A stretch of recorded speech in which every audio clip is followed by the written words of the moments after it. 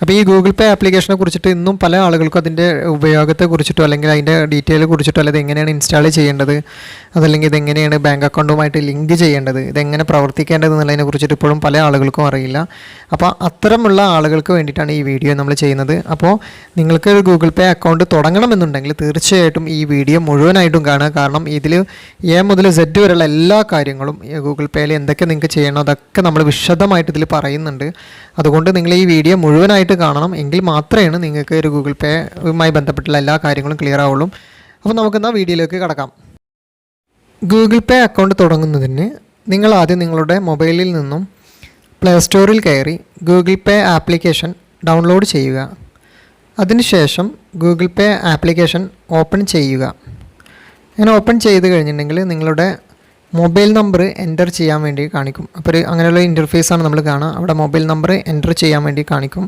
അപ്പം നമ്മളവിടെ നമ്മുടെ മൊബൈൽ നമ്പർ എൻ്റർ ചെയ്യുക.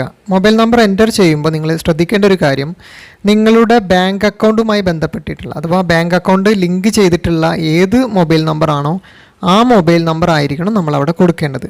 അപ്പം നിങ്ങളുടെ ഏത് ബാങ്ക് ആയിക്കോട്ടെ ആ ബാങ്കുമായിട്ട് ലിങ്ക് ചെയ്തിട്ടുള്ള മൊബൈൽ നമ്പർ നമ്മളവിടെ എന്ത് ചെയ്യുക, എൻ്റർ ചെയ്ത് കൊടുക്കുക.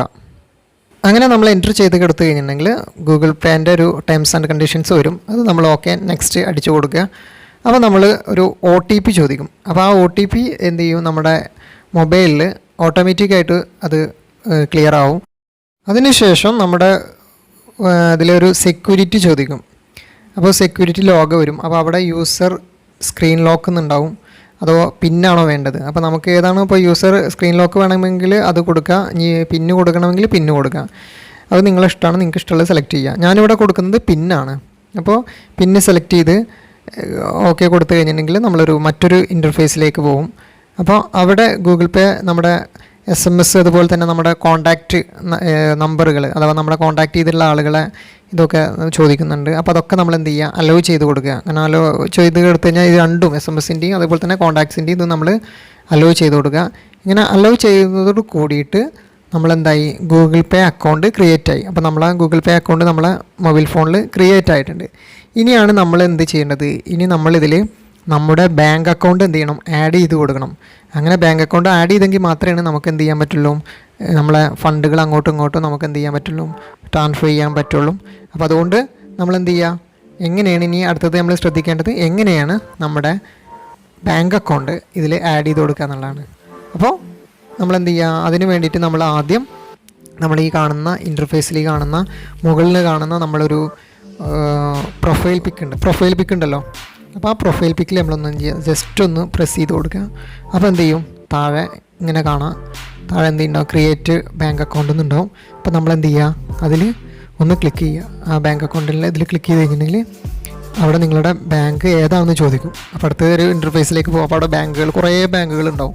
അപ്പോൾ ഇതിൽ നിങ്ങൾക്ക് താല്പര്യമുള്ള ബാങ്ക് അഥവാ നമ്മൾ ഏത് ബാങ്കുമായിട്ടാണ് നമ്മൾ ഗൂഗിൾ പേ തുടങ്ങാൻ ഉദ്ദേശിക്കുന്നത് അല്ലെങ്കിൽ നമ്മൾ അക്കൗണ്ട് ആഡ് ചെയ്തിട്ടുള്ളത്, ആ ബാങ്ക് നമുക്ക് എന്ത് ചെയ്യാം, സെലക്ട് ചെയ്യാം.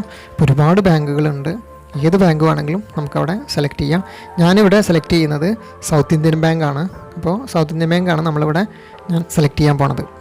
അങ്ങനെ നിങ്ങൾ ബാങ്ക് സെലക്ട് ചെയ്ത് കഴിഞ്ഞിട്ടുണ്ടെങ്കിൽ നിങ്ങളുടെ നമ്പർ വെരിഫൈ ചെയ്യാനുണ്ട്. അപ്പോൾ അങ്ങനെ നമ്പർ വെരിഫൈ ചെയ്യുന്നത് നമുക്കൊരു SMS ഉണ്ട്, SMS സെലക്ട് ചെയ്യുക. അപ്പോൾ നമുക്ക് ഓട്ടോമാറ്റിക്കായിട്ട് തന്നെ എന്ത് ചെയ്യും, ഒരു OTP വന്നിട്ട് അത് വെരിഫിക്കേഷൻ നടക്കും.